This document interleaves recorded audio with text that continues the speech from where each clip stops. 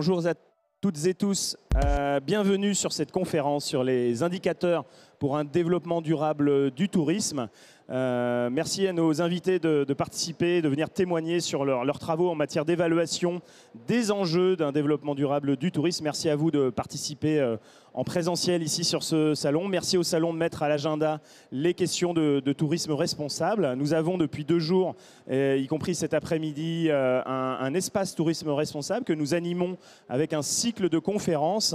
Et je vais revenir justement sur quelques conférences qui ont eu lieu hier avant-hier, qui nous permettent d'introduire ces travaux ce matin. La première des conférences, elle était dédiée à l'objectif de développement durable numéro 17. Qu'est-ce que c'est? J'avais écrit une tribune dans l'Éco Touristique au mois de juillet, mais c'est ni plus ni moins qu'un des 17 et le 17e des 17 objectifs de développement durable, qui est la feuille de route des Nations Unies, définie en 2015 pour un horizon 2030 avec un certain nombre d'objectifs. Le 17e, c'est celui d'arriver à travailler ensemble.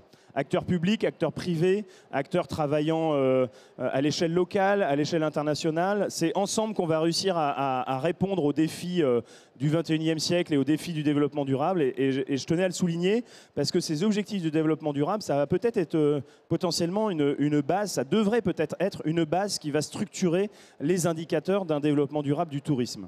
D'ailleurs, suite à cette conférence, c'était mardi à 11h, mardi à midi, on a fait une conférence avec ADN Tourisme, ATD, pour vous présenter un guide des labels de tourisme durable. Un tome 2, on avait publié au printemps 2022 un tome 1 des guides, d'un guide des labels de tourisme durable qui présente plusieurs dizaines de labels qui sont à la disposition des professionnels, publics et privés du tourisme en France. ATR fait partie de ces nombreux labels qui sont utilisés. Nous, ATR, on est un label pour les voyagistes. On en a un certain nombre que vous connaissez peut-être comme Clé Verte pour les hébergeurs. On a Green Destinations, qui est de plus en plus utilisé par les territoires, les offices du tourisme. On sera peut-être amené à y revenir, mais voilà, on a de plus en plus de labels qui nous permettent d'aiguiller les professionnels dans leurs actions pour un tourisme responsable. Ensuite, on a organisé hier, dans cette série de conférences sur l'espace tourisme responsable, une conférence sur comment concilier tourisme responsable et transport aérien. Et évidemment, on a beaucoup appuyé sur un des sujets phare d'un tourisme plus durable, qui est la question du carbone. Comment on va réduire les émissions de CO2 et de gaz à effet de serre dans nos activités, qu'on soit territoire accueillant des voyageurs qui viennent de l'autre bout du monde, qu'on soit tour opérateur qui envoyons des voyageurs en Jordanie. Voilà. Comment travailler ensemble, y compris avec les compagnies aériennes, pour réussir à essayer de décarboner notre activité. C'est un des objectifs de développement durable des Nations Unies. La décarbonation, c'est un des enjeux majeurs. Néanmoins, on va probablement en parler, mais pas beaucoup, parce que nous, le message qu'on a à adresser, c'est qu'on ne doit pas s'enfermer dans le tunnel du carbone.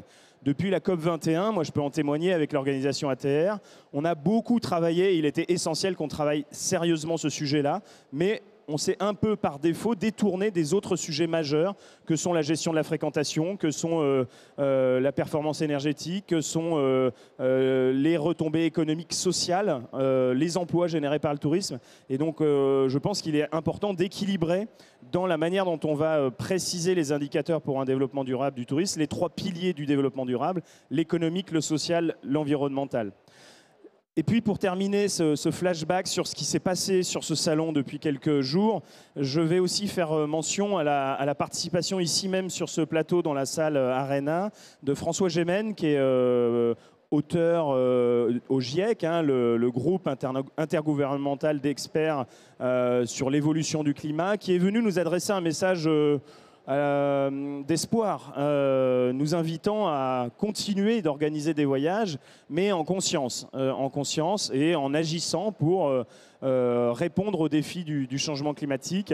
François Gémen, il nous invite parfois à sortir des chiffres froids des bilans carbone, en tout cas apprendre à les relativiser, apprendre à défendre l'utilité sociale du voyage, et puis alors c'est pas lui qui en a parlé, on en a parlé dans la conférence hier avec Air France, mais on a un concept qu'on aime bien évoquer qui est celui de l'ombre climatique.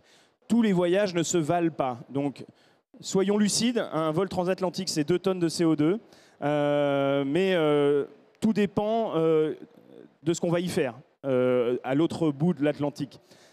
Donc voilà, je vous inviterai, pour ceux que ça intéresse, à suivre les vidéos de retranscription de ces conférences qui me permettent aujourd'hui d'introduire cette problématique. Donc quelles sont les métriques, les critères, les indicateurs et surtout pourquoi faire? C'est la première question que j'ai envie de poser à nos invités. On parle bien d'un développement durable du tourisme et non d'un développement du tourisme durable. L'ensemble du tourisme a vocation à réfléchir et à agir pour qu'il puisse se développer durablement. Ce n'est pas une niche, on ne parle pas d'écotourisme, ça c'est important de le préciser. En tout cas, la question que je souhaiterais poser, et je vais les présenter rapidement, nos 3 invités, c'est pourquoi mesurer finalement avant d'aller un petit peu plus dans le cœur du sujet. Donc, je vais donner la parole dans un premier temps à Isabelle Brémond, qui est directrice de Provence Tourisme, également présidente de la commission tourisme responsable d'ADN Tourisme. Tu nous diras, Isabelle, qu'est-ce qu'ADN Tourisme pour ceux qui ne connaîtraient pas encore. Ensuite, on donnera la parole à Antoine Martin, qui est responsable de France Tourisme Observation à Atout France. Voilà, chargé d'études, Atout France, opérateur majeur de la politique du tourisme en France. Et puis Jean-Michel Blanc, donc, qui a plusieurs casquettes. Je le laisserai se présenter, mais voilà, il est au conseil d'administration du réseau interprofessionnel des acteurs du tourisme durable.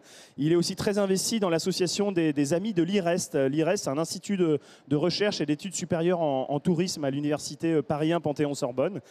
On a aussi besoin de s'appuyer sur les scientifiques, la communauté éducative, pour travailler ces questions des indicateurs. Et puis, il a une dernière casquette qui est celle de prospectiviste au sein d'un grand comité d'entreprise, en tout cas d'un comité d'œuvre sociale des industries électriques et gazières. Donc, il a aussi la casquette d'opérateur. Voilà.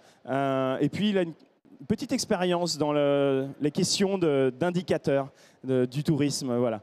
Donc, merci à vous de jouer le jeu de cette table ronde. Isabelle, est-ce que tu peux nous dire, donc voilà, rappelle-nous un petit peu plus en détail qu'est-ce que tu fais chez Provence Tourisme et en particulier pourquoi vous êtes intéressé à ces questions d'indicateurs et pourquoi faire? Absolument. Est-ce que oui, vous m'entendez? Bonjour à tous, merci pour l'invitation. Alors, donc, je m'appelle Isabelle Brémond, je pense que je suis là à double titre. Le premier, je pense, qui est le plus important, c'est que je suis vice-présidente du réseau ADN, je vais vous expliquer ce que c'est, et en charge de la commission qui travaille sur le tourisme responsable. Nous l'avons appelé responsable. Je reviendrai peut-être rapidement sur les actions qui ont été menées. Et puis, je suis directrice de Provence Tourisme.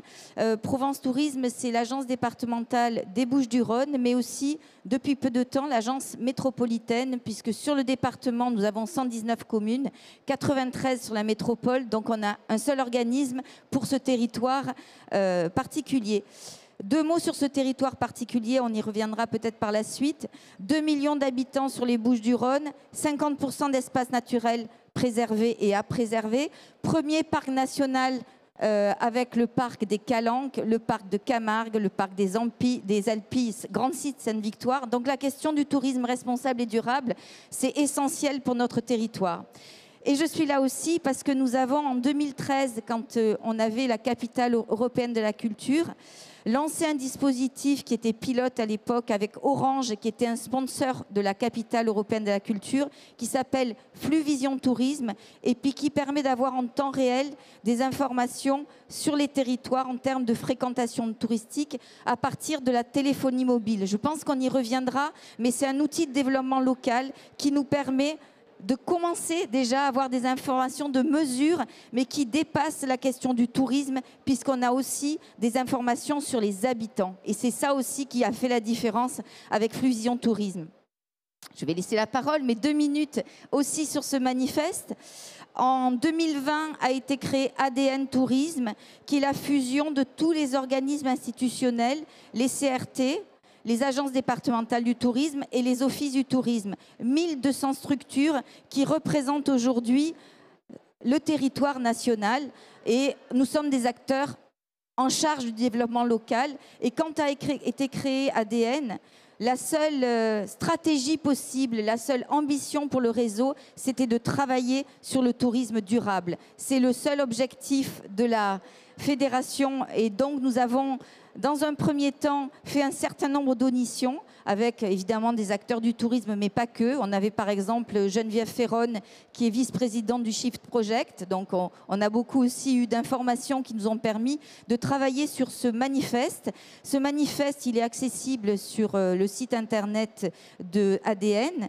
C'est simple, c'est un certain nombre d'objectifs. Aucune littérature, la littérature elle existe et elle est largement étayée par des prospectivistes, par des experts, par des sociologues, des philosophes. Nous, ce qu'on a souhaité, c'est avoir des objectifs et des actions réalisables pour le réseau. Qu'on soit non pas dans des discours, mais dans des faits, parce que les faits sont sacrés et on a besoin d'agir rapidement. Quelques actions qui ont été menées jusque-là. On a travaillé déjà sur un kit qui nous permet d'avoir les mêmes mots. Quand on parle de tourisme durable, c'est quoi? Le tourisme responsable, c'est quoi? C'est quoi l'écotourisme? Donc, on a la surfréquentation, c'est quoi? On a un certain nombre de définitions qui nous ont permis, d'ailleurs, on n'était pas d'accord quand on travaillait, mais d'avoir la même définition, le même message, et derrière, du coup, le même message est véhiculé. On a ouvert sur le ADN Co, qui est la plateforme interne, une plateforme d'échange, parce qu'il existe énormément de projets, d'inspiration, d'initiatives sur les territoires. Moi, j'ai été vraiment impressionnée parce qu'il y a beaucoup de choses qui existent, qui sont bien faites, qu'on peut mettre à disposition du réseau pour aller plus loin. On a travaillé sur un challenge des territoires insoupçonnés avec un tour opérateur qui s'appelle FICA. Et là, chaque année, on sélectionne des territoires qui sont moins connus et qui vont permettre aussi d'avoir une fréquentation mieux étalée sur l'espace national. On a travaillé sur les événements durables, notamment autour de la gastronomie, et puis avec un fonds de dotation pour pouvoir se reconnecter à la nature, on pourra détailler si besoin. Et puis la question de l'hospitalité, qui est un sujet majeur. L'hospitalité, c'est celui qui reçoit et c'est celui qui est reçu. Donc on travaille aussi mieux, acteurs du tourisme, je pense notamment aux offices du tourisme sur ces sujets-là. Et enfin, les indicateurs. Pour répondre à cette question, avant de passer la parole, les indicateurs, ils sont indispensables. Si on veut demain agir, il faut savoir où on en est, qui on est, d'où on vient pour aller quelque part. Jusque-là, on a beaucoup parlé en termes d'indicateurs, de quantité de tourisme. On visait le tant de millions de tourisme sur nos territoires.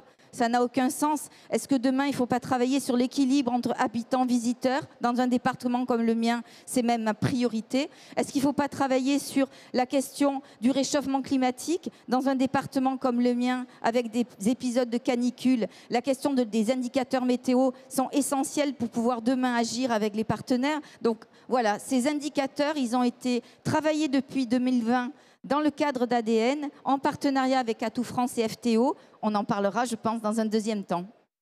Merci beaucoup, Isabelle. Est-ce que vous m'entendez? C'est bon. C'est bon. Donc, du coup, je me représente. Donc, Antoine Martin, je suis chef de projet France Tourisme Observation à Atout France. L'idée, de notre côté, à Atout France, donc pour ceux qui ne connaissent pas Atout France, c'est l'agence de développement touristique française, c'est de créer une plateforme qui permet de centraliser toute l'information touristique à destination de tous les acteurs institutionnels, notamment pour aider les départements, les régions à prendre des décisions. Alors, pour aller très brièvement sur la question du pourquoi mesurer, en réalité, on a deux grands intérêts à mesurer. Bon, le premier, c'est d'avoir un retour sur l'activité. Le tourisme, c'est quand même vraiment un secteur qui vit au gré de l'actualité. Donc aujourd'hui, c'est l'inflation. Il y a 2 ans, c'était la pandémie. Si on remonte, il y a 6 ans, on était encore dans la question des attentats, qui affectaient aussi le tourisme. On remonte encore, on avait la question de la crise, qui a affecté le portefeuille des ménages, encore avant les attentats aux États-Unis, etc. Donc c'est un secteur qui, en permanence, subit les grés de l'actualité. Et on a besoin d'avoir un retour pour savoir est-ce que ça va mieux, moins bien, quel a été le réel impact ou non. Et ça, c'est un enjeu essentiel de la mesure. Le deuxième temps, qui est d'ailleurs un temps qui a vécu, pour ainsi dire, pendant assez longtemps, c'est sur l'aide à la décision, notamment marketing. Quelles sont les clientèles que j'ai envie de cibler en tant que territoire, etc. Ça, c'est des enjeux qui existent et dont on a besoin de retours chiffrés, parce que sinon, en fait, c'est une politique qui se fait un peu de manière assez aléatoire, des décisions qui sont prises et avec lesquelles on n'a pas forcément un retour précis. Et ça sert donc, d'une part, dans un premier temps, nos mesures. Et aujourd'hui, il y a quand même un enjeu essentiel qui est sur la transition de la filière. Et là-dessus, il faut réussir à compiler des indicateurs nouveaux pour pouvoir avoir un ordre d'idée. Alors, on va revenir dessus. Je pense, dans un deuxième temps, on va pouvoir indiquer quels sont les indicateurs qu'on a compilés sur notre plateforme et qu'on met à destination de nos partenaires avec les enseignements qu'on en tire. Merci Antoine. Jean-Michel ? Bien, bonjour. Merci Julien de m'avoir convié. Merci Julien de m'avoir convié à cette très belle table en présence effectivement des deux piliers, on va dire, de deux des principaux piliers de l'observation du tourisme en France. Deux des principaux. Alors, je rajouterai à la présentation que tu as fait me concernant un petit élément qui vaut quand même d'être mentionné. Si j'interviens effectivement pour donner quelques cours à l'IREST, Paris 1 Panthéon-Sorbonne, c'est parce que pendant 10 ans, j'ai été directeur d'un truc pas banal qui s'appelait Spot Auvergne. C'était le système permanent des observations du tourisme en Auvergne. Dans toutes les régions, il y a un observatoire du tourisme. Dans tous les départements ou presque, il y a un observatoire du tourisme. Dans la plupart des communes, il y a un observatoire du tourisme. Il se trouve que ces observatoires du tourisme sont liés à la structure régionale portée par le conseil régional, le conseil départemental, et donc doivent rendre des comptes à un élu politique. Et il s'avère que j'ai une vision un peu particulière et peut-être un peu poil à gratter. En Auvergne, on avait à l'époque, en 2000, un président de région qui s'appelait Valéry Giscard d'Estaing qui ne voulait pas entendre parler d'observation, considérant qu'il créait Vulcania et que les chiffres, c'était pour lui. Et il s'avère qu'à l'époque, les départements, les chambres de commerce, l'INSEE, les fédérations professionnelles, les consultants, tout le monde disait mais il nous faut un observatoire. Donc une initiative a été de créer cette chose atypique qui m'a donné des degrés de liberté hallucinantes pour réaliser réellement une observation dédiée à l'ensemble des acteurs politiques et économiques pour leur fournir des éléments qui permettent de prendre des décisions. Le cours que je donne à l'IREST a un titre. Je traite de statistiques, c'est barbare. Ça s'appelle « Observer pour décider ». Je ne sais pas si dans la salle, il y en a parmi vous qui prennent des décisions. Je pense que vous ne pouvez pas prendre de décision si vous n'avez pas observé ce qui se passe autour de vous. Et au-delà d'observer pour décider, il est indispensable d'avoir une réflexion sur d'où l'on vient, où l'on est et où on veut aller. Donc c'est un élément essentiel de toute réflexion stratégique, marketing bien sûr, mais pas seulement. Si seulement ce pays qui se revendique première destination mondiale avait réellement une politique touristique de plein exercice sur toutes les dimensions de l'économie touristique, de l'environnement et du social, je pense qu'on serait peut-être à l'heure. Et donc tout à l'heure, on aura l'occasion d'en parler. Je suis très heureux qu'Atout France comble quelques lacunes avec FTO sur ce plan-là, mais il manquera encore pas mal de trous dans la raquette et on reparlera de ces sujets-là parce que j'ai une petite vision sur le sujet qui fait que je risque de vous chatouiller un peu tout en rendant hommage aux travaux vertueux que vous avez pu exercer. Et bien évidemment, toute cette lecture qui est la mienne, je dois faire un aveu, c'est que pendant mes 10 ans à Spot Auvergne, on avait effectivement la focale sur l'économie touristique avec la capacité à rendre compte avec des degrés de granularité hallucinants de l'économie touristique, un tableau de bord de l'économie touristique détaillé. Et à l'époque, je confesse que bien que j'ai déjà eu cette sensibilité sociale et environnementale très marquée, les indicateurs en la matière étaient extraordinairement pauvres. Et donc, effectivement, ATD a réalisé il y a 2 ans un guide des indicateurs sur la question du durable. C'était la première édition. Il y en aura évidemment une autre et je répondrai avec plaisir à la suite des questions. Voilà, alors merci pour ce premier tour de table. Moi, j'avais quand même 2-3 éléments de contexte aussi à vous rappeler. Quand le salon nous a demandé d'organiser cette session, l'idée au départ, c'était de dire alors chaque année à IFTM, on va faire un baromètre du tourisme responsable. Alors, j'aurais dit bonne idée, mais moi, je pense qu'il va peut-être falloir faire un petit diagnostic avant. Qu'est-ce que vous entendez par tourisme responsable? Qu'est-ce qu'un baromètre? Pourquoi faire?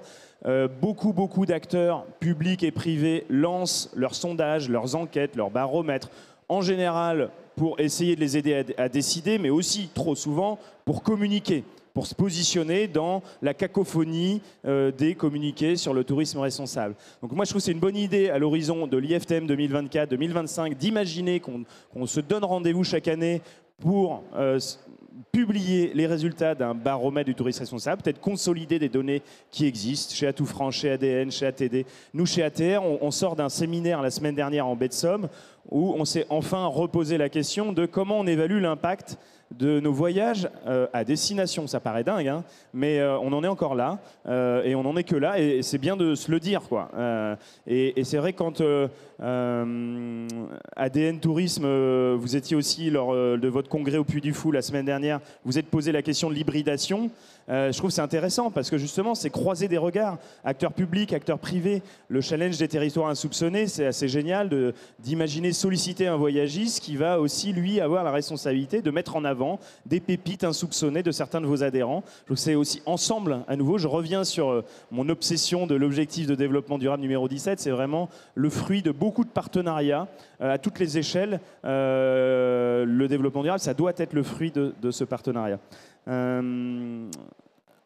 Et autre élément de contexte, on était aussi avec un certain nombre d'entre vous, avec Jean-Michel, à Aix-les-Bains il y a 15 jours pour les universités du tourisme durable, qui est le grand rendez-vous proposé par les acteurs du tourisme durable. Et on a dévoilé à cette occasion une fresque du tourisme dont la vocation est une déclinaison de la fresque du climat pour les professionnels du tourisme et leur faire prendre conscience que le tourisme, il repose sur une planète qui doit rester vivante, accueillante, attractive, et que finalement on a la chance de bénéficier d'une ressource aux limites, qui a des limites. Et donc prenons conscience de ces limites et essayons de travailler ces fameux indicateurs pour que ça puisse durer, cette belle industrie, cette belle activité. On va passer maintenant sur le comment, avec des exemples un peu plus précis sur des pratiques d'indicateurs de tourisme durable. Donc Isabelle, en Provence, à l'échelle des territoires et de tes confrères d'ADN Tourisme, vous avez beaucoup de sources aujourd'hui qui sont possibles pour évaluer le tourisme, ses différentes composantes, ses différents impacts positifs, négatifs, avec des données quantitatives, des données qualitatives. On a parlé d'un tourisme plus qualitatif. Moi, il se trouve que je me suis exprimé dans l'écotouristique, là, vous l'avez à disposition à la sortie. J'ai écrit une tribune sur les questions de surtourisme. Moi, ce que je constate, c'est qu'il y a une forme de surmédiatisation du surtourisme. Je vous laisserai découvrir à la chronique. Mais ce que j'écris, c'est que quand Laurent Fabius, en 2012, dit en 2020, il va falloir qu'on atteigne les 100 millions de touristes, moi, j'aurais tendance à dire, mais pourquoi faire ? Pourquoi ce chiffre? Pourquoi une quantité? Est-ce que finalement, il ne faudrait pas travailler la qualité? Et puis, petit clin d'œil à Jean-Michel sur les questions de droit aux vacances. En fait, on oublie que les 100 millions de touristes, on les a dépassés depuis très longtemps. Si on cumule le nombre de visiteurs étrangers qui viennent en France ou qui passent en France pour leurs vacances, et le nombre de touristes domestiques, les Français qui voyagent en France, les Normands en Normandie, les Normands en Provence, les habitants de Marseille qui viennent à Paris, en fait, on est largement au-dessus du chiffre de 100 millions. Donc, si on veut se faire plaisir sur un chiffre, voilà, on peut se faire plaisir, on a dépassé ce chiffre depuis longtemps. Maintenant, pourquoi faire ? Qu'est-ce qu'on fait? Et donc, d'autant plus que depuis quelques mois, quelques années, on voit apparaître dans les médias des accusations. Le tourisme est pointé du doigt parce qu'on n'est pas capable de maîtriser les flux. Moi, je pense que ce sujet, il est exagéré. Bon, voilà, tu nous as parlé des calanques, on en a beaucoup parlé. Mais en Provence, voilà, tu nous as dit tout à l'heure que déjà depuis plus de 10 ans, vous travaillez avec un nouvel outil qui s'agrège à d'autres outils que vous aviez pour évaluer les statistiques notamment, qui s'appelle Flux-Vision. Est-ce que tu peux nous en dire un peu plus et comment ça peut devenir un outil pour mieux gérer ces flux? Absolument. Je voudrais rebondir sur ce que tu viens de dire. Notamment sur la question du surtourisme. C'est vrai qu'aujourd'hui, quand on parle de tourisme, c'est pour ça que la question de la sémantique que nous avons, j'allais dire, travaillé au sein d'ADN, elle est sûrement à partager avec tous les acteurs. C'est aussi une bonne nouvelle qu'on travaille tous ensemble, hein, parce que le challenge, tu es membre, les UTD, on y est aussi. Je pense que cette question du développement durable fait qu'aujourd'hui, plus que jamais, on a besoin d'être regroupés collectivement pour agir et faire en sorte que cette planète, elle soit durable pour nos enfants. Ce qui est une anecdote, mais je trouve intéressante, la question du surtourisme, elle est sortie dans les calanques au moment du confinement. Et c'est vrai que chez nous, on ne pouvait pas bouger, on a quand même une grosse population. Et les habitants de Marseille, qu'est-ce qu'ils faisaient? Ils allaient dans leur jardin qui étaient les calanques. Et là, on a vu sortir des articles à ce moment-là qui étaient « les touristes sont là ». Mais non, les touristes, on ne pouvait pas se déplacer à plus de 100 km. Donc, il n'y avait pas de touristes. C'était les locaux. Alors, effectivement, on parle aussi de loisirs.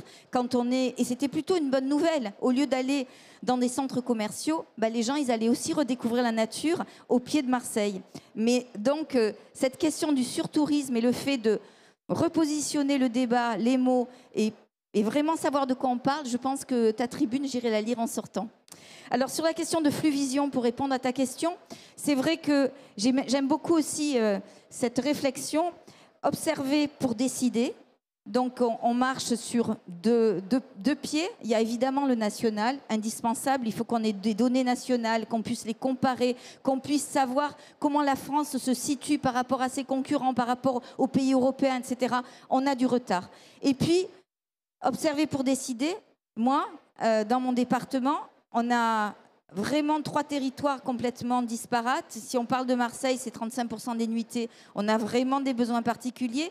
Si je parle de la Camargue, des Alpilles, du Pays d'Aix ou autour de l'étang de Berre, les besoins vont être éminemment, extrêmement différents. Et observer pour décider, ça veut dire qu'on a besoin d'une observation fine au niveau local. Et nous, c'est le rôle de Provence Tourisme, d'accompagner au plus près les territoires pour que les élus soient meilleurs aussi pour agir demain sur la question du tourisme, qui est vraiment un sujet transversal. Là, j'ai amené ce qu'on vient de sortir. On a eu la venue du pape.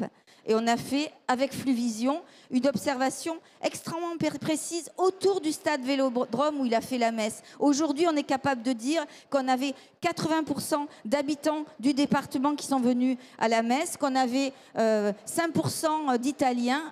Et ça, c'est très utile pour la ville de Marseille. On l'a fait sur la Feria d'Arles, on l'a fait sur le parc des Calanques. Donc, un outil comme Fluvision nous permet d'avoir des éléments qu'on peut aussi avoir au niveau national. On pourrait très bien se dire, pour les JO ou la Coupe du Monde de rugby, on prend les villes qui sont partenaires de ces événements et on les observe et on a une information nationale. Mais on peut aller au plus fin pour aller jusqu'au stade Vélodrome et savoir qui est venu, à quelle heure, comment. Le premier test qu'on a fait en 2012, c'était un feu d'artifice sur le port de Marseille. Et nous, intuitivement, on pensait que les gens arrivaient relativement tôt. Le feu d'artifice était à 22h, à 18h, et que finalement, jusqu'à 1h du matin, on avait du monde. Et là, on s'est aperçu que les gens, ils arrivaient très peu de temps avant le feu d'artifice et qu'à 11h30, il n'y avait plus personne sur le site. Mais en termes de sécurité, savoir où on met le personnel, c'est essentiel d'avoir des outils comme ça qui sont des outils de développement local. Et c'est ça, Fluvision, qui aujourd'hui est porté par tous les départements français, porté par ADN et par Atout France aussi. Est-ce que tu veux nous faire un rapide témoignage sur comment vous faisiez avant? Parce que moi, j'ai des expériences, il se trouve que j'ai une casquette en Normandie, à Normandie Tourisme, et on a découvert que Fluvision nous avait aussi ouvert les yeux. On avait des outils, mais qui étaient très, très imparfaits, avec des estimations très, très grossières, souvent sous-estimées des flux de visiteurs. Comme toi, au doigt mouillé.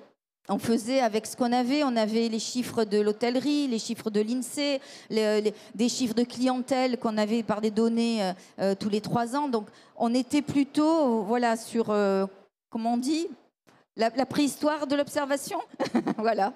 Et Fluvision, c'est pas tout, mais ça vraiment... on en a parlé quand on a préparé la commission. Pour moi, c'est un outil vraiment de développement local et d'aide à la décision au plus près des territoires. Merci beaucoup pour ce témoignage. On va demander donc à Antoine de nous préciser un petit peu plus où on est à Atout France. Ça fait longtemps que vous avez aussi cette compétence d'observation. Je me souviens, l'AFIT, à l'époque, l'Observatoire national du tourisme. Il y avait chaque année un mémento qui était très utile aussi pour les professionnels, d'avoir un regard national, avec aussi ses imperfections en termes de méthodologie. Je sais que là, vous avez un projet ambitieux, donc on appelle FTO, France Tourisme Observation. De quoi s'agit-il? Et est-ce que tu peux nous apporter quelques témoignages sur... la manière dont vous allez affiner, croiser des données de fréquentation avec d'autres types de données qui vont être très intéressantes pour améliorer l'impact environnemental, social, économique. Alors dans l'idée, il faut savoir qu'on a une quantité d'informations en open data qui est absolument extraordinaire. Aujourd'hui, si vous allez par exemple sur le site des opérateurs de réseau d'énergie, qu'on appelle ORE, vous avez la consommation énergétique à des niveaux très fins.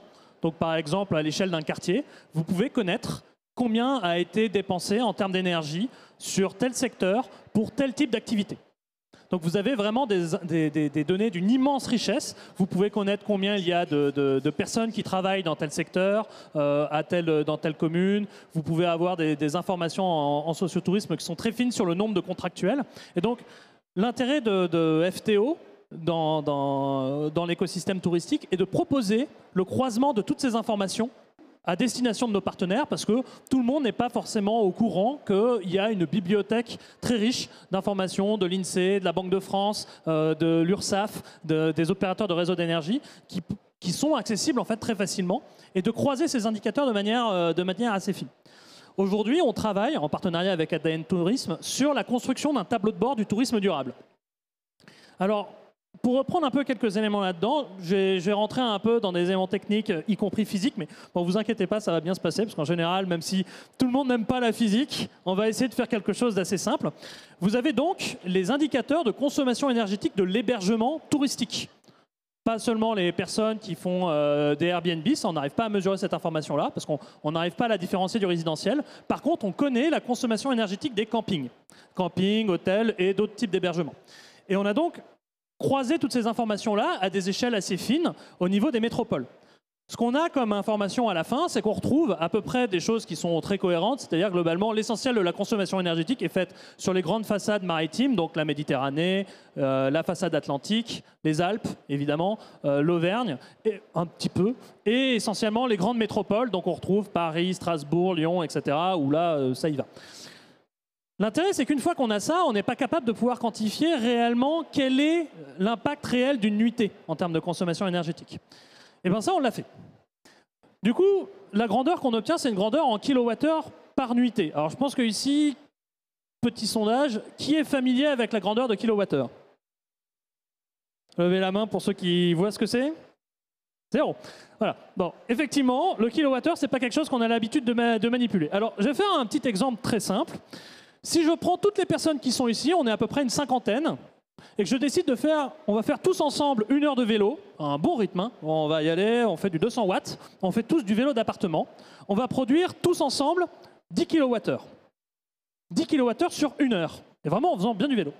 Sur 50 personnes qui font du vélo de cette manière-là, eh ben c'est ce que vous allez faire pour produire l'énergie pour une nuitée. Une nuitée en France, c'est 10 kWh, c'est le travail de toute cette salle, ou c'est le travail des 4 intervenants, plus le technicien son là-bas, à peu près. C'est ça, si on fait du vélo nous tous pendant 10 heures, on va produire l'énergie pour pouvoir faire une nuitée. Mais là, c'est une grandeur physique, alors ça ne vous parle pas beaucoup. Dit autrement, si je regarde également en termes de combien ça pourrait représenter d'énergie, c'est l'équivalent de 1 litre d'essence. Tout ça pour vous dire, c'est à peu près ça sur le plan physique, ce que représente d'ailleurs l'énergie fossile de ce point de vue-là. L'autre élément qu'on peut regarder, parce que si on présente ça éventuellement à des professionnels du tourisme, ça ne va pas leur sembler très clair, c'est de le regarder du point de vue d'une facture. Et là, à partir de ce moment-là, les choses s'éclairent plus simplement. EDF va vous facturer aujourd'hui, bon, désolé, sans doute je détourne un peu les questions de concurrence, un kilowattheure entre 16 à 26 centimes le kilowattheure. C'est à peu près ça les ordres de grandeur qui sont vendus entre le tarif Heure-Creuse, Heure-Pleine. Dit autrement, en moyenne, si vous êtes sur les départements maritimes, vous êtes à 2,06 € d'électricité sur une nuitée. Mais ça, en fait, il y a des très grandes disparités en France. Si on regarde en Savoie, par exemple, on n'est pas à 10 kWh, on est à 50 kWh la nuitée. 50 kWh la nuitée si on croise avec les données de l'INSEE. Et ça vous fait une facture à peu près en moyenne par nuitée de 7,60 €. Dit autrement, quand vous voyagez éventuellement en Savoie, alors à supposer on est vraiment en très premier ordre, première approximation, avec des données qui sont évidemment imparfaites, mais on a essayé de faire ce travail-là de compilation à l'intérieur de FTO et on le propose à nos partenaires. On arrive à avoir en fait l'impact énergétique réel de combien ça représente, donc une nuitée en poids énergétique, mais également en termes de facture. Parce que généralement, on raisonne plus en facture qu'autre chose. Alors après, il y a les questions de l'inflation qui vont rentrer en ligne de compte un jour, même s'il y a un bouclier tarifaire. Mais c'est ce type-là de croisement qu'on essaye de proposer à nos partenaires avec des choses assez fines. Voilà. Oui, tu avais un autre exemple d'un autre département plus inattendu sur lequel il y avait des factures énergétiques. On a la Seine-Saint-Denis, où on a des factures qui explosent. Mais ça, c'est pour lier à d'autres éléments sur l'hébergement. C'est simplement parce qu'à l'intérieur du code NAF de l'INSEE de l'hébergement sont compris les hébergements longue durée. Donc tout ce qui est logement des étudiants sur la longue durée, c'est compté à l'intérieur de l'hébergement pour l'INSEE. Alors évidemment, quand vous êtes dans l'Hérault, dans l'Aude, etc., ou vous êtes sur les départements maritimes, on se doute bien que ça ne va pas être ça qui va faire le gros du travail. Par contre, quand vous êtes un francilien, c'est des éléments qui sont à prendre en compte et qui vont faire monter la facture. Au-delà de ça, ce qu'on constate aussi, c'est qu'on voit que alors c'était lié au Covid, les dernières données sont de 2021, elles vont bientôt être mises en ligne pour 2022, donc on pourra répondre à cette question. En 2021, on a une hausse de ce ratio de kilowattheure par nuitée. Pour une raison simple, on avait le Covid et de l'autre côté, on a continué à chauffer. Ce qui coûte essentiellement, c'est le chauffage, c'est pas tant la climatisation.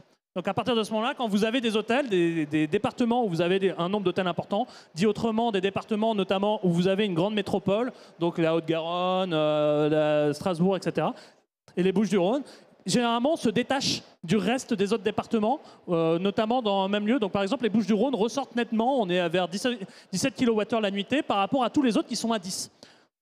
Dit autrement, dans les Bouches-du-Rhône, on mesure 70% de plus d'électricité consommée par rapport à tous les autres pour une activité de nuitée. Donc c'est des indicateurs comme ça qu'on propose à nos partenaires pour essayer de faire en sorte déjà d'avoir des ordres de grandeur, parce qu'auparavant, personne ne faisait ces croisements. Absolument personne. Et c'est normal, enfin, je veux dire, on n'est pas forcément outillé. Aujourd'hui, on a cette qualité de données qui est en libre accès pour à peu près tous les partenaires, toutes les personnes qui souhaitent faire leur bilan énergétique, y compris dans la salle, c'est possible de le faire. Vous avez tout un tas de simulateurs en ligne qui fonctionnent très bien et qui sont très bien faits. Donc là, on a une donnée environnementale avec des considérations économiques, claires. Sur les questions sociales, je crois que là, vous travaillez avec un autre partenaire. Oui, l'URSSAF. L'URSSAF vous propose, alors c'est assez impressionnant, il vous propose à la fois le nombre de personnes qui travaillent, la masse salariale, et vous l'avez à des échelles très fines, de l'ordre du département. Vous connaissez les évolutions en temps réel, trimestre par trimestre, de combien sont payés les gens pour réaliser une tâche, et ça pour tous les différents secteurs. Et donc on a travaillé sur ces éléments-là, et on voit également, on a des données sur ce qu'on appelle les déclarations préalables à l'embauche. Alors vous savez, quand vous êtes recruté quelque part, vous allez signer votre contrat, et généralement celui-ci est notifié auprès de l'URSSAF, ce qui vous donne donc un élément sur le nombre de recrutements qui sont actuellement en France. Eh bien, l'intérêt, c'est qu'on arrive à avoir, dans le secteur de l'hébergement en restauration, on arrive à avoir ces informations-là, qui sont très fines, qui sont notifiées très rapidement. D'ailleurs, on a 20 jours, 30 jours après la fin de la période de référence, on arrive à avoir ça, et on retrouve à l'heure actuelle, alors l'application n'est pas encore sortie, on retrouve le fait qu'il y a un problème de recrutement aujourd'hui, par exemple dans le tourisme. Ça se voit au niveau des chiffres parce que par rapport à 2019, vous avez une baisse de ce nombre de déclarations préalables à l'embauche. C'est quelque chose qu'on arrive à observer et qui est assez, qui sont un nombre de sources intéressantes et qui ne serait pas possible il y a 10 ans. Il y a 10 ans, le projet d'Open Data n'aurait pas permis de faire quelque chose comme ça. Il aurait fallu s'entendre directement avec l'URSSAF. Ici, vous pouvez tous travailler éventuellement sur ces jeux de données. Tout le monde peut devenir un expert en information en faisant des croisements de ce type-là, ne serait-ce qu'à partir des données en Open Data. La gestion de la data au service d'un développement durable du tourisme, en effet, c'est génial d'avoir à l'échelle nationale ce genre d'innovation. On voit qu'à l'échelle locale, en Auvergne, il y a 20 ans, vous travaillez aussi sur ce genre de croisement. Est-ce que tu peux nous quand même dire 2 mots sur le guide des indicateurs, des nouveaux indicateurs de performance d'une destination durable qui a été publié par ATD. En quelques mots, en sachant que ce guide, il est né d'un travail qui a été imaginé à l'occasion d'un groupe de travail en 2019 à la demande du comité interministériel en charge du tourisme, piloté par Édouard Philippe, alors Premier ministre. Il a été décidé de confier à l'ADEME, donc à l'Agence de la transition écologique de l'État français, une réflexion sur une stratégie française de tourisme durable. Donc on a été une trentaine à se réunir pendant plusieurs mois et ça a abouti à la publication d'un guide avec 20 mesures à mettre en œuvre, 20 actions à l'échelle nationale à mettre en œuvre pour un tourisme durable. Dans ces 20 actions, vous pouvez le retrouver sur le site de l'ADEME. Malheureusement, il n'a pas été beaucoup promu, ce guide. Faut aussi dire que Covid est passé par là. Il y a eu le plan Destination France qui a essayé de recomposer et recycler une partie des mesures qui avaient été recommandées. Mais il y a quand même 2 mesures ont été mises en place, enfin qui ont commencé à être mises en place et recommandées. Il y a le bilan des émissions de gaz à effet de serre du tourisme en France. Et donc Jean-Michel va y revenir. Donc c'est quand même génial. Pour maigrir, il faut quand même se peser. Et donc c'est quand même génial d'avoir enfin en France un bilan carbone du tourisme. Et puis il y a eu une deuxième réflexion qui a pu aboutir à la création de FTO, mais aussi à plein d'autres initiatives, qui est que justement des nouveaux indicateurs pour un développement durable du tourisme. Donc ATD, nous on s'est saisi de ces 20 mesures pour développer un certain nombre de nouveaux indicateurs qui ont été expérimentés en Normandie, en Nouvelle-Aquitaine. On a beaucoup de régions qui adhèrent à ATD. Voilà, je vais te... Bah, écoute, si tu le permets, je vais tricher.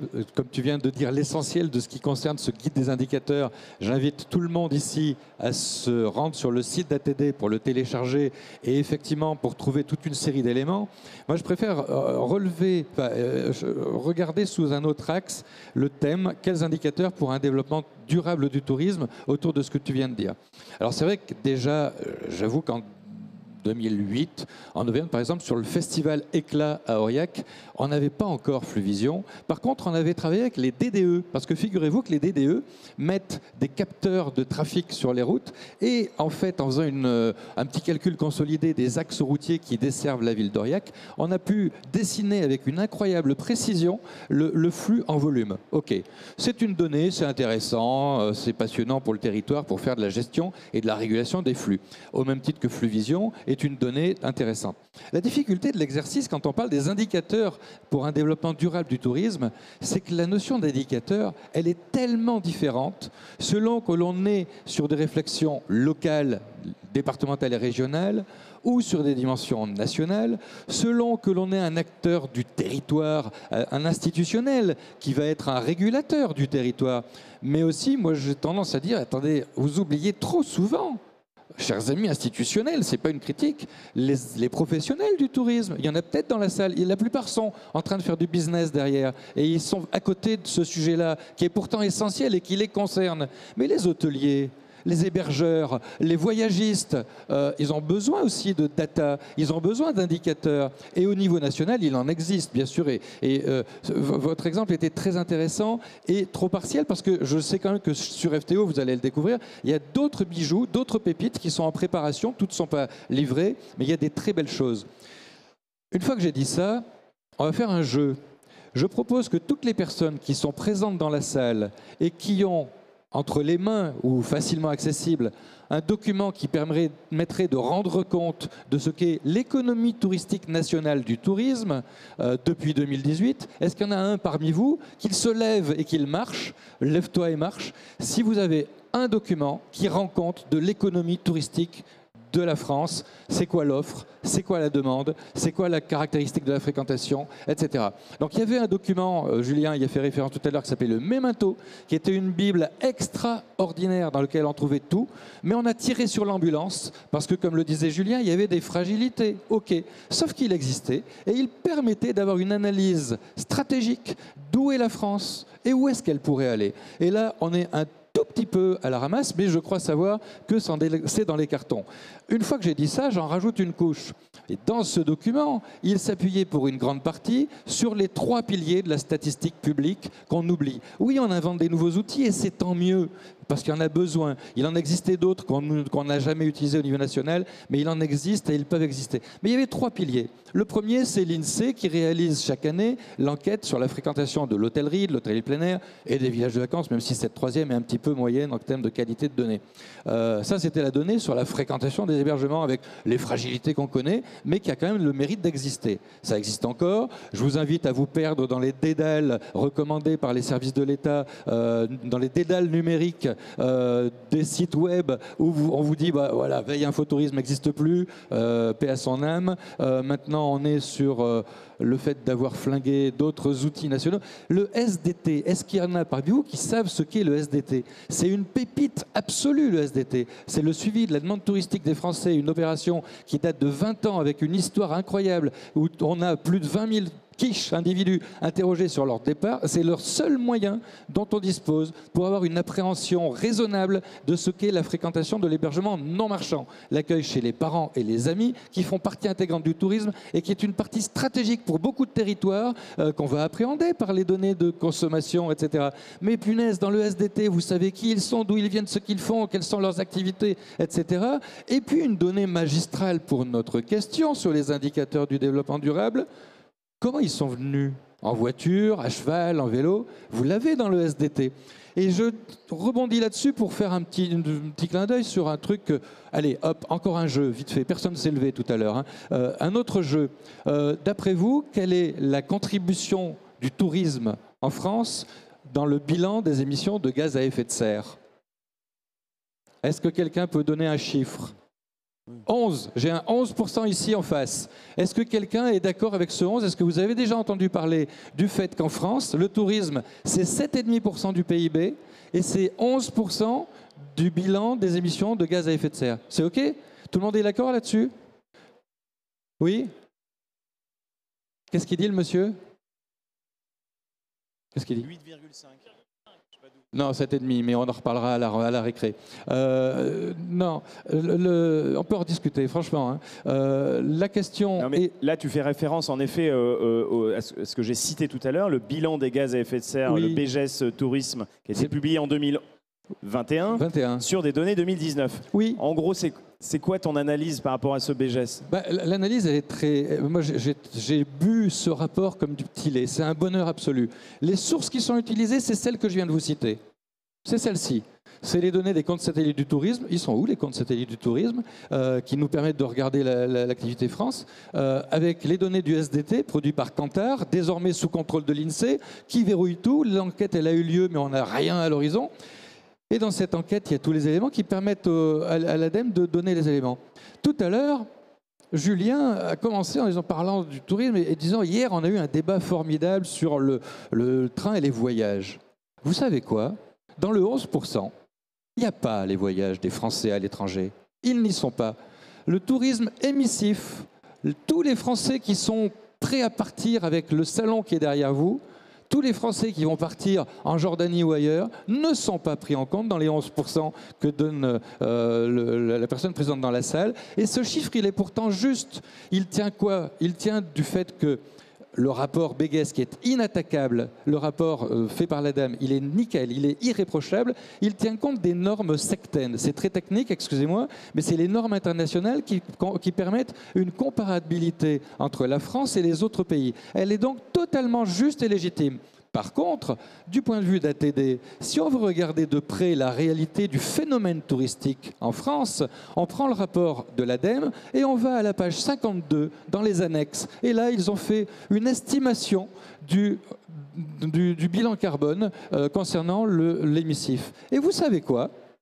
Ah, tiens, le 11% dont parle monsieur, ça concerne les 50 millions de tonnes équivalent CO2 par an de l'activité touristique. Est-ce que vous avez une idée de l'ADEME? C'est dans le rapport de l'ADEME, mais c'est passé sous silence, c'est sous la trappe. On est, pour le tourisme émissif, les Français qui partent, on est à 38 millions de tonnes. Okay, 50 sur les 11%, okay, 38 millions de tonnes pour le tourisme émissif quand vous prenez l'avion pour vous rendre en Jordanie. Pour simplifier, en gros, c'est déjà génial d'avoir ce bilan carbone du tourisme, mais il est sous-évalué. Alors, il n'est pas sous-évalué. Il est juste par rapport à des comparaisons internationales du point de vue de l'ADEME, des services de l'État dans ce rapport-là. Par contre, il y a un truc qui m'échappe. On a en France un truc qui s'appelle la stratégie nationale bas carbone. Vous connaissez la stratégie nationale bas carbone? Il y a des indicateurs. Moi, je trouverais extrêmement indispensable que les services de l'État, dans la minute qui suit la fin de ce débat, s'approprient la question de savoir, on fait la déclinaison des indicateurs du bilan stratégie nationale bas carbone appliqué au tourisme. Et là, ça pourrait conduire à se dire, en termes de marketing, Est-ce que je vais chercher des clientèles lointaines pour arriver à mes 100 millions de visiteurs? Ou est-ce que je fais en sorte que ceux qui viennent déjà, et je vous assure, quoi qu'il arrive, même en croisant les bras, ils vont venir, les visiteurs étrangers, parce que le tourisme international explose. Et on ne va pas arriver à le ralentir. Donc ils vont venir, il n'y a pas besoin d'aller les chercher. Par contre, qu'on concentre toute notre énergie pour que ceux qui viennent, on les fasse rester plus longtemps sur des séjours plus longs, des voyages plus longs. Un voyage peut comporter plusieurs séjours, un à Marseille, un autre à Lyon, et puis le reste du séjour en Auvergne. Bon, je pense que c'est là-dessus qu'il y a à travailler. Merci beaucoup pour ce témoignage passionné, passionnant, et en effet qui pose beaucoup de questions, hein. Il y a encore énormément de travail avant d'arriver à un baromètre du tourisme responsable qui soit le plus ambitieux possible. Donc on vous donne rendez-vous pour l'année prochaine, mais probablement vous avez des questions à poser à Isabelle, à Antoine, à Jean-Michel. Donc il y a un micro-baladeur avec quelqu'un qui va passer. Vous pouvez lever la main si vous souhaitez réagir, poser des questions, commenter.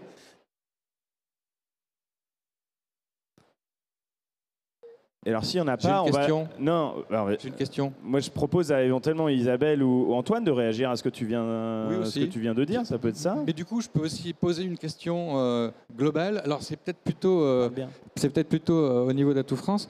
Il y a à peu près un an, jour pour jour, se tenait à Madrid une rencontre internationale qui avait comme objet la réunion de 30 pays sur la thématique de la déclaration de Glasgow sur le climat Action Tourism. Il n'y avait pas la France. Et ils ont tous parlé des indicateurs du tourisme. Il n'y avait pas la France. Il y avait 30 pays, il n'y avait pas la France. Un. Deux, il faut qu'on regarde notre nombril, mais il faut qu'on ouvre les yeux sur le monde extérieur. Le GSTC, ça vous parle? Bon. Qu'est-ce qu'on fait par rapport à ça en termes d'indicateurs? Comment on s'approprie les indicateurs du GSTC? Et effectivement, le GSTC, il y a des indicateurs hébergement, territoire, etc. On fait quoi avec ça? Alors, pour la petite histoire, GSTC, c'est le Global Sustainable Tourism Council. Probablement Isabelle va peut-être réagir. C'est vrai que nous, les acteurs français, on brille un peu par notre absence. ATR, on a été membre fondateur il y a 15 ans. L'objectif, sur mandat des Nations Unies et de l'Organisation mondiale du tourisme, c'est de définir des critères internationaux de tourisme durable et d'accréditer des labels d'opérateurs qui sont compatibles avec ces critères internationaux. Donc il y a, à ma connaissance, 2 labels en France qui sont accrédité GSTC, notamment Clé Verte, mais c'est vrai qu'il y a tout un travail de représentation de la France pour partager notre savoir-faire. La France, c'est pas une planète à part ou une île, et même les îles, elles sont très rattachées au monde. Donc c'est vrai ça fait partie des sujets. Il va falloir aussi qu'on aille se frotter à nos partenaires à l'international. L'Organisation mondiale du tourisme, pour la petite histoire, c'est une organisation de coopération statistique à l'origine, hein. Isabelle. Moi, je voudrais réagir sur ce que vous avez dit, parce qu'il y a des initiatives qui existent. C'est vrai que, je l'ai dit tout à l'heure, la bonne nouvelle, c'est qu'on travaille de plus en plus ensemble, acteurs du tourisme privé, institutionnel, mais pas que. En 2021 ou 2022, a été lancée la première convention des entreprises pour le climat. 150 entreprises au national, réunies, alors de très très grosses entreprises privées. Dans le tourisme, il y avait les vedettes de Paris, mais on avait Renault Truck, enfin vraiment très grosses entreprises, Babylou pour les crèches. Et le sujet, le seul, c'est rendre irrésistible la bascule de l'économie régénérative avant 2030. Ça veut dire que toutes ces entreprises se sont réunies, ce n'est pas une demande de l'État, c'est vraiment, j'allais dire, un projet très entrepreneurial, avec un parcours, avec 6 sessions. Je peux vous les dire parce que cette année, il y a des conventions des entreprises pour le climat régional. Moi, je fais partie de celle de Provence-Corse. On est 80 entreprises. Et la bonne nouvelle, c'est que on va travailler collectivement sur notre territoire. Et moi, je vais demain travailler avec Village Club du Soleil, parce qu'ils en font partie, avec la Société des Eaux, avec Honnête, avec d'autres entreprises. On a la même vision. Et 6 sessions, il y a un état des lieux, où là, on prend une claque, parce que finalement, en matière de réchauffement climatique, d'études, on sait tout depuis 50 ans, depuis très très longtemps, et ça nous a sûrement échappé à nous tous.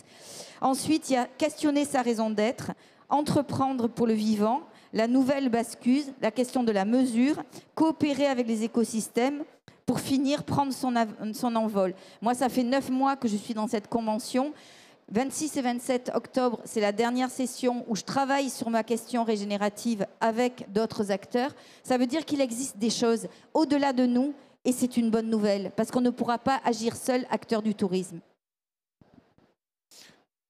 Pour compléter les propos d'Isabelle, nous, de notre côté, on a évidemment... Bon, la France n'est pas un îlot solitaire, etc. On travaille notamment avec l'ETC, donc l'European Travel Commission, pour les anglophones, qui donc produit un certain nombre d'études, notamment à la fois tant sur les intentions de voyage des Européens en France, etc., et avec lesquelles on collabore régulièrement et sur lesquels il va y avoir des travaux sur le durable qui sont lancés. Au-delà de ça, on a un certain nombre d'enjeux sur les indicateurs de mesure. Parce que très souvent, on parle des questions du durable pour faire transitionner toute la filière avec des indicateurs de consommation de gaz à effet de serre. Il y a un indicateur qui nous intéresse particulièrement en ce moment, c'est les risques. Quels sont les risques qui vont porter sur les infrastructures touristiques à terme? On pense les risques de sécheresse. Pour les acteurs de la montagne, c'est plutôt la question des fonds de glaciers et également donc, les problématiques autour de l'enneigement. On a également des questions de pollution et de Exactement, il y a biodiversité et pollution marine également. Donc on est en train de produire une cartographie des risques à ce sujet, qu'on va bientôt étendre à d'autres échelons régionaux. Alors, ce qui me permet d'ailleurs d'en venir à un petit point complémentaire, c'est que c'est assez difficile de parler d'une plateforme, on va vous dire que c'est absolument génial, sans vous faire une démonstration. Alors peut-être que je soumets l'idée ici que l'année prochaine, on puisse vous faire une démonstration en live. Parce que je pense qu'une présentation directe sera meilleure qu'un long discours pour montrer à peu près ce qu'on est capable de faire et ce qu'on est capable de modéliser là-dessus en termes d'indicateurs. Mais tout ça pour ainsi indiquer qu'il y a vraiment un chantier qui est très large et sur lequel on essaye de travailler le plus possible avec des partenaires à la fois internationaux et les partenaires nationaux, territoriaux, parce que voilà, on est dans le cadre d'une compétence partagée, donc on fait pas, c'est pas l'État qui pilote tout seul et qui vient imposer, qui a les moyens d'imposer à tous les acteurs du tourisme en fonction de son bon vouloir de nouvelles normes. Il y a vraiment un enjeu là-dessus de travail avec nos partenaires, notamment avec ADN Tourisme. En tout cas, je ne sais pas s'il y a une question ici, s'il vous plaît. En tout cas, là, on a brossé un état des lieux. Je pense qu'on a beaucoup de forces, quelques faiblesses. On en a bien conscience. Il y a la Direction générale des entreprises qui a aussi mandaté un travail pour se mettre tous autour d'une table, ADN, ATD, Atout France, pour avancer dans les prochains mois, dans les prochaines semaines. Oui, j'avais deux questions à vous poser. Alors, j'ai pas compris les 38 millions de tonnes parce que, sauf à compter 2 fois les émissions, c'est-à-dire si quelqu'un part en Jordanie, le touriste en question, on va compter ses émissions en Jordanie. Donc, je comprends pas très bien ces 38 millions de tonnes. De même qu'un touriste américain qui vient en France, on va calculer ses émissions en France. On va pas calculer ses émissions aux États-Unis. Il y a un truc que je comprends pas. Ça, c'est la première chose. La deuxième chose, sur les 11%, si on reste sur ce chiffre-là, est-ce qu'on a, j'imagine que tous les touristes ne se valent pas en matière d'émissions de gaz à effet de serre. Est-ce qu'on a un profil des touristes ou des formes de tourisme qui émettent le plus d'émissions de gaz à effet de serre? Ça, c'était la première question. Et la deuxième question, je suis un peu troublé parce qu'il m'a semblé entendre la ministre à l'inauguration du salon nous parler d'un plan Destination 2000 France, destination durable de la France. Donc j'imagine que ce plan se base sur des indicateurs. Alors vous me dites qu'il n'y en a pas, donc je suis un peu surpris.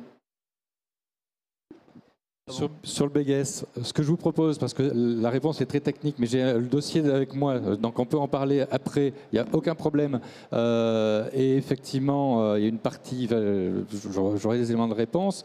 Oui, le document de l'ADEME est très fouillé et rend compte du tourisme d'affaires, des différentes clientèles. Enfin, il y a une analyse qui permet de répondre assez finement à la question sur le tourisme des Français en France et le tourisme des étrangers qui viennent en France. Mais j'insiste, le tourisme des Français qui vont à Orly, ils vont à Orly ou à Charles de Gaulle ou ailleurs et ils partent. Il n'est pas dans le rapport. De même que le rapport, je ne l'ai pas dit, mais fait l'impasse sur les croisières. Les croisières ne sont pas prises en compte dans le 11%, etc. Et c'est pas triché, c'est écrit noir sur blanc. La deuxième question, je ne sais plus, c'était... Bon, Ouais, sur les indicateurs, en fait, on a une batterie d'indicateurs. Après, il n'y a pas forcément encore tous les arbitrages pour définir quels sont les meilleurs indicateurs qui font consensus chez les acteurs publics, les acteurs privés, avec des objectifs à se fixer à l'horizon 2030. Quoi. Mais, en fait, France Tourisme Observation est né du plan Destination France que vous avez mentionné, et à l'intérieur de FTO est donc compris un tableau de bord du tourisme durable.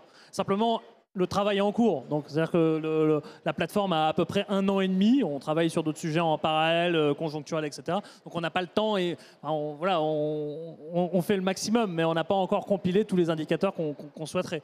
En tout cas, il y a un vrai enjeu là-dessus et c'est un très gros axe de développement pour 2024. On espère qu'on aura l'occasion, en tout cas, de vous présenter des choses bientôt à ce sujet. Rendez-vous dans 1 an au plus tard, ici même. Il faut savoir que l'ADEME est mandaté par le Comité interministériel du tourisme en 2019. ADN né en 2020, FTO ça a 2 ans, voilà, ça va aboutir, c'est évident. C'est ce qui fait que je suis un peu sévère avec mes voisins, mais encore, ils ont bien compris que je suis reconnaissant à travers ce qu'ils font. Et effectivement, je vous rejoins. Moi, j'ai beaucoup de difficultés à comprendre comment la France peut aujourd'hui revendiquer une place de leader international sur le tourisme durable, alors que c'est simple comme le nez au milieu de la figure. Encore une fois, sur le rapport Béguès, on voit très clairement que c'est le transport qui pèse le plus, que c'est les clientèles qui viennent en France qui pèsent le plus, et que c'est de là qu'on peut avoir une stratégie. Et j'aurais été très frustré si dans les 25 secondes qui me restent, j'aurais pas évoqué un truc. Il y a un indicateur essentiel. Vous savez quel est le pourcentage de Français qui ne partent pas en vacances ? Écoutez le compte-rendu de la ministre à la fin de l'été. Moi, je suis très furibard après ce qu'elle a dit. C'est incroyable de pouvoir dire ça à des journalistes et de le trouver dans la presse. 60% des Français, d'année en année, ne partent pas en vacances. C'est un indicateur social et le tourisme durable n'existe pas s'il ne comporte pas le pilier social. Donc oui, c'est une donnée importante à avoir et vous le trouvez dans le SDT et dans l'étude d'ailleurs qu'a fait Guy Rafour, le baromètre Rafour Interactive, avec une étude très fouillée sur les raisons de non-départ. Voilà, c'est un beau mot de la fin. Le tourisme est un droit encore à conquérir. Faites de beaux voyages. Rendez-vous l'année prochaine au plus tard. Merci à toutes et tous. Et on reste à vos dispositions, en tout cas pour certains, si vous voulez échanger de manière plus informelle. Merci.